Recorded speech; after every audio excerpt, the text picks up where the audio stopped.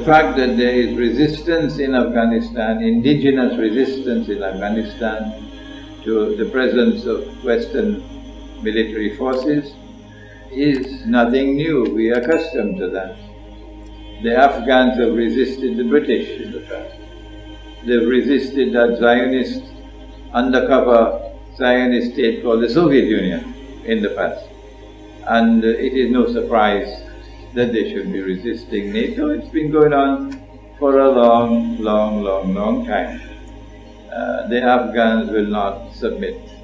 They will not bend their knee and submit to Western military intervention in Afghanistan.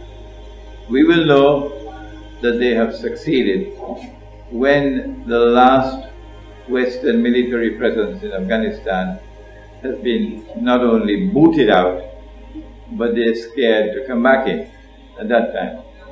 There is a hadith, of course, about Khorasan, but even if there was no hadith, the evidence is there on the ground that perhaps the only part of the world of Islam which has survived the onslaught of modern Western civilization is Khorasan. The rest of the world of Islam dresses up in jackets and ties.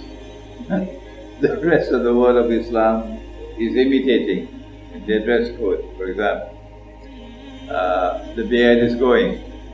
Sometimes it's completely gone, sometimes it's called an apology of a beard, like the Saudi beard. But in Khorasan the beard has survived. The hijab is disappearing. In Pakistan it's collapsing quite rapidly in Pakistan. But in Khorasan the women are still covered.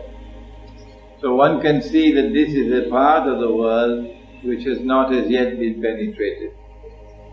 And therefore it is not surprising that that part of the world of Islam which has not been penetrated has survived with a culture, an indigenous culture intact, an indigenous economy intact, an indigenous political system intact, and military freedom.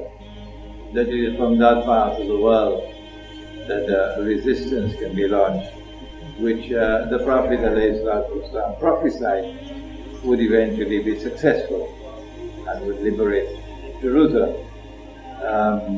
I believe that we are on the verge of the great wars that the Christians say will lead to the Armageddon, and our Prophet Sallallahu Ta'ala Alaihi Wasallam described as the Malhama, that these great wars are eventually going to witness the clash of the two ruling military blocs in the world.